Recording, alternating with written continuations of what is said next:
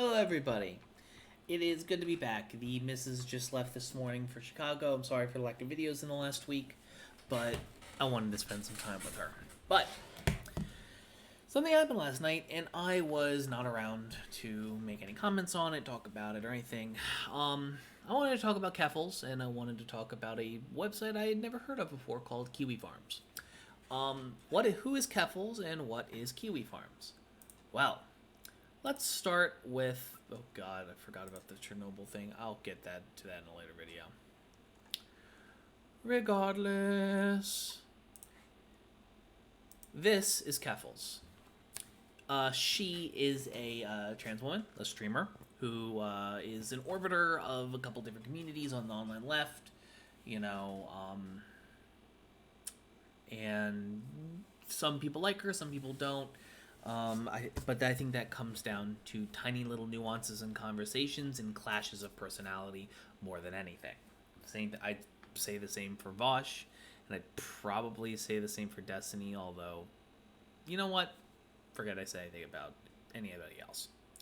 The point of this is that she got doxxed. She moved to a hotel to protect herself, got doxxed again, and now she's in hiding. I had never heard of the folks that did this to her before, and I want to bring you guys back to a throwback. That's right, we're going back to fucking 2009, back when fucking forums were a thing. Nowadays, the only people that are on forums are the people who literally can't be on any other part of social media because they've said heinous shit or bully people. And that is exactly what you see here. As you can see by this very tasteful gif of Keffals above me, which I'm sure was drawn in good taste, sarcasm, hint, hint. This is basically... was Kiwi Farms. I didn't know anything about it, and I did a little digging on the website. I did some Googling.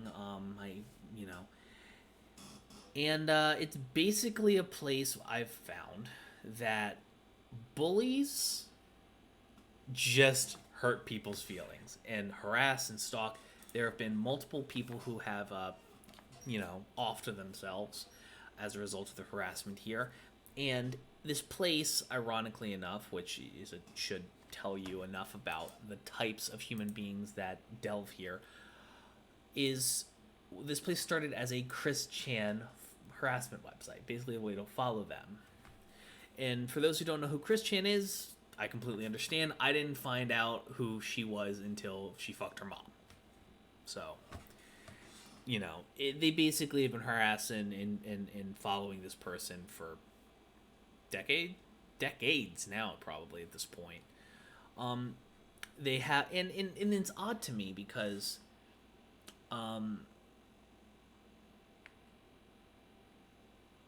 you have groups of, you have Dark Side Phil, who is an anti-Semite. You have Jessica Yaniv, who, while I don't condone them dead naming that person on the site, was also known for trying to sue beauticians for not waxing her because she hadn't got a sex change yet. She still had her other parts, which is a whole can of worms that I'm not willing to open. A bunch of people that I've never heard of, and they have catboy deconversion therapy, and it's I've dug in some of these, and one of the things I've gotten is that these people just hate everybody that isn't in the in-group. Like, you would think that a site like this is run by is majority alt-right, and you'd be correct, but through some of my digging, I did find that there's a 149-page thread on Donald Trump and tracking it all, starting all the way back in 2020. And where are these threads? Well, they call these people lolcows, which are people with eccentric behavior that can be milked for entertainment. And these lolcows are essentially their victims. Some of the larger people generally are, broadly speaking, go kind of unscathed. Also, the person running it is a bit of a moron, because when I was Googling Jessica Yaniv, I searched Jessica Simpson, and it took me to Jessica Simpson. So, a little context would have helped, especially if they used their proper last name instead of being a dumbass.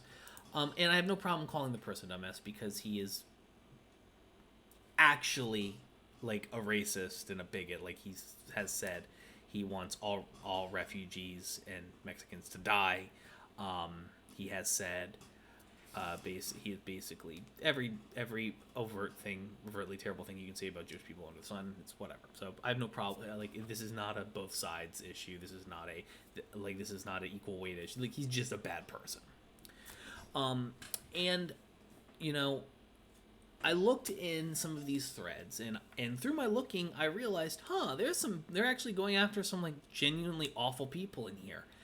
Like the leader of the Black Hammer cult, for example. You know, the group of dumbasses who basically bought land and were like harassing locals and hurting people and keeping people against their will, shit like that. There's just one really big red flag with that. No, it's not even a big deal. It's just the use of the N-word was way too much. like it shouldn't have been used at all, especially by a site whose, for all intents and purposes, demographics are 20 to 30-year-old white males. Like, nobody should use that word, period.